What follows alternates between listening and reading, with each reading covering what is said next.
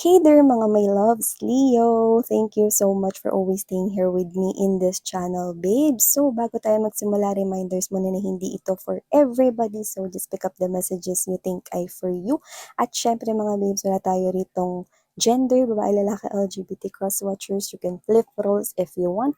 This is general reading right here. And of course, this is timeless. At huwag nakakalimutan that at the end of the day, you always have your free will. Okay? Syempre, anytime, no, of course, pwede mo yang gamitin. So, let's take a look at what's gonna happen here for you, Leo. So, let me just thank this person, Angel Guides, first. Thank you so much, person, Angel Guides, Archangel Michael. Can we get messages for Leo, please? This is for my Leo people. Messages for my Leo, please. Leo. Leo.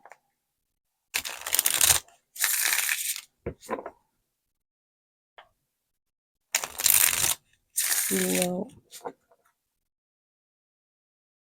Hi and hello new subscribers! By the way, my name is Yan. Welcome, welcome. At sa mga pabalik-balik kong subscribers, thank you so much sa napakawalang sawa niyong support. So yeah, let's see. Okay, so let's go ahead and check this out for you, Leo. So first energy we've got for you here, sweetheart, is this Hangman energy. So yeah, I do pick up right here na parang isa itong stopover. Okay? Komportable ka here with someone or someone here is comfortable no sa presence mo. Kaya lang with the Hangman right here, no, parang wala pang kayo. Or hindi pa magiging legal or official na kayo, na parang wala pang matatawag na kayo, no? Parang nandun pa kayo sa point na pwedeng getting to know each other pa lang, no? Pero nakikita ko dito na parang may pull, no? Dun sa parang hinahata kayo parehas, no? Na parang malapit na kayo dun sa exciting part na magiging officially na kayo. Yan nakita ko rito, no? Pero with the Hangman right here, pwedeng meron pa ditong isa sa inyo or both of you naguguluhan, no? Kung parehas ba kayo ng nararamdaman or kung papunta ba ba to, no, dun sa mas malalim na koneksyon. Yan, no? Huwag kayo mag-alala kasi nakakuha ko rito ng parang clarity, no? Nakakita ko ng ganito emoji sign, no? Mga babes na okay, ganyan, no? Na parang everything will be okay or clarity will be revealed to you soon. Yan. Ilatag na rin natin lahat ito, Leo. We also have here the Six of Swords energy. Okay, Seven of Cups energy, pero babanggitin ko yung Six of Cups, no? Pero whatever the case may be, I do feel like that the reason why I almost mentioned that Six of Cups energy is maybe you could be seeing a lot of repeating numbers or mirroring numbers like 666 or maybe you're seeing a lot of number 6, yeah, no, that could be sign.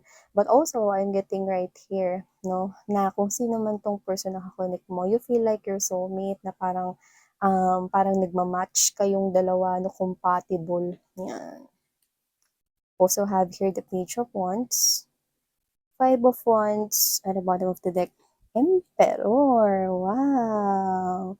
So, meron ako nakikita rito nakaka-excite, no, na bagong simulain sa iyong usaping kapirahan. So, whether you're business owner or you're working in a company and owning a business as well, you could have both. Alin ka man doon, nakikita ko rito na may pag-level up, no, sa kaperahan mo, no? Yung iba, sa status mo, tapos next na yung pag-level up sa kaperahan mo. So, yung iba promotion to sa trabaho mo, no? Kasi nakikita ko rito, nag-i-enjoy ka. You're exerting here more effort and passion, no? Tsaka parang meron ditong ibibigay sa universe sa'yo na makakatulong dito sa pag-improve or pag-qualified mo dyan sa posisyon na yan if you're eyeing here or targeting promotion.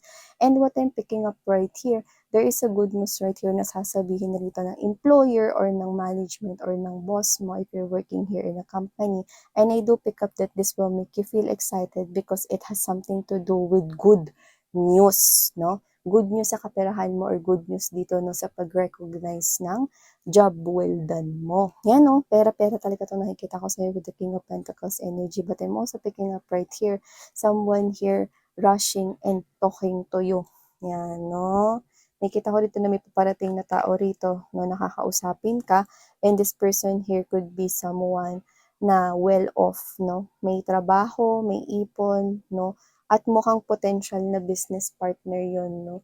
Nakikita ko rito na puwede ka niyang alokin 'no, na para makipag-partner up sa kanya, puwedeng collaboration, yung nakikita ko rito 'no. Or meron ka ditong makakausap na malaking tao 'no, na parang nakikita kong magkakaroon rito ng friendship sa inyong dalawa. Yan, okey. Wow!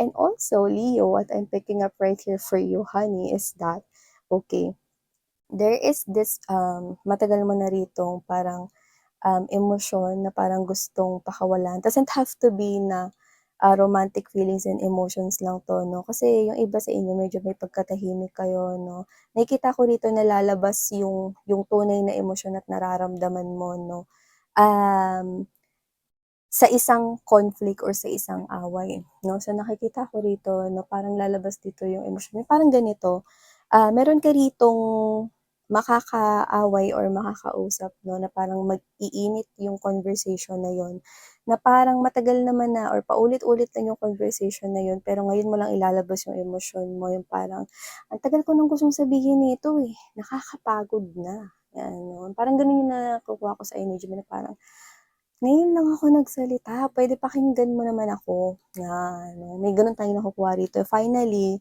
okey, kung ano man 'tong sasabihin mo, mare-release mo na yung emosyon mo rito 'no, at mangyayari ito dahil masasagad ka do'n sa patience mo 'no. Parang paulit-ulit na kasi 'to nangyayari, or kung hindi 'to paulit-ulit 'no, parang, nakakapagod na mag-deal dito, gano'n 'no. Parang ayoko na 'to, kailangan magsalita na ako dito, 'yan 'no. Doesn't have to be romantic lang.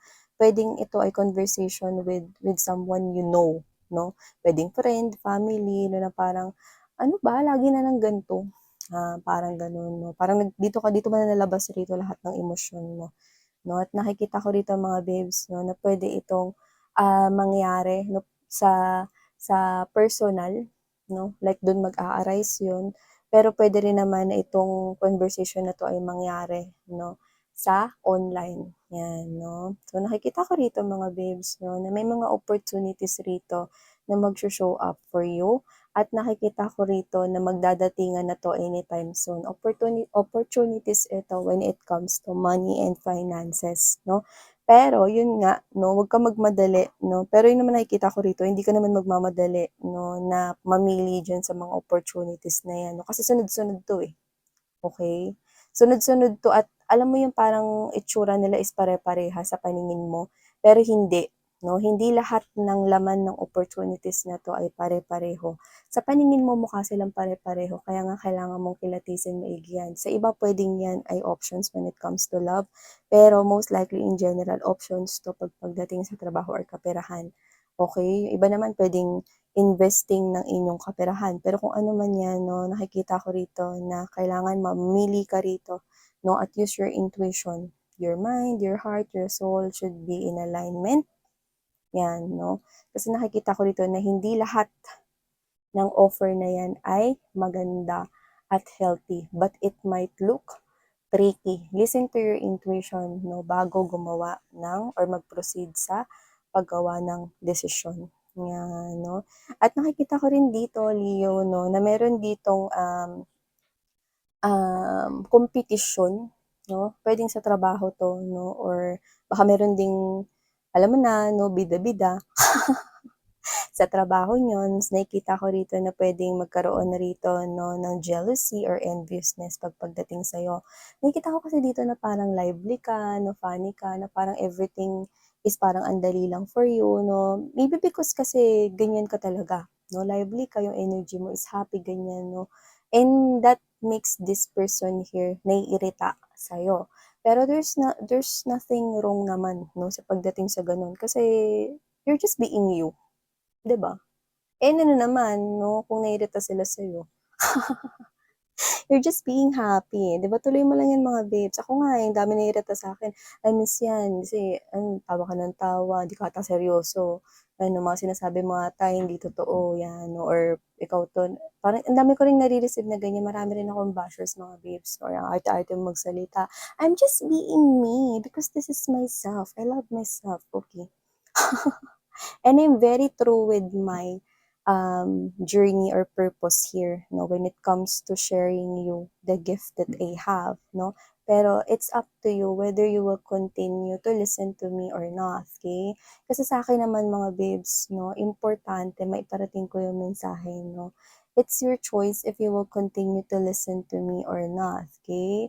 I really do appreciate it, no, na nakakasama ko pa rin kayo, no, because you believe in me, no. But for those people, no, that, you know, hindi nila nakikita yung purpose, no, but they're focusing here, no, sa aking personality and behavior, no, at instead of focusing here sa mga mensahe na pwedeng para sa kanila, then, okay, yun yung gusto nila, no? At wala ko rin na magagawa, no? But for the people who keeps on supporting me from the bottom of my heart, thank you so much, okay?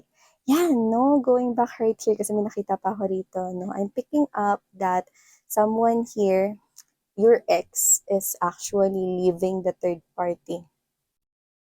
And this person here is planning to come slowly back into your life. I'm seeing someone here coming back around in your life and it's an ex. Okay? And this person, in-involve pa niya sa isang third party situation here. The reason kung bakit medyo magiging sobrang bagal, no, na kasing bagal ni Gong Pagong, ang pagbabalik nitong person na to sa buhay mo, no, is because nahihiya po siya sa inyo. Yan, no. So, meron kayong ex rito na pabalik, no, na iniisip kung magme-message pa siya sa'yo online o puntahan ka na lang niya diretso na. Yan, okay? So yeah, here are all the messages we've got right here for you, Leo. Thank you so much, honey. And sarang hayo, love and light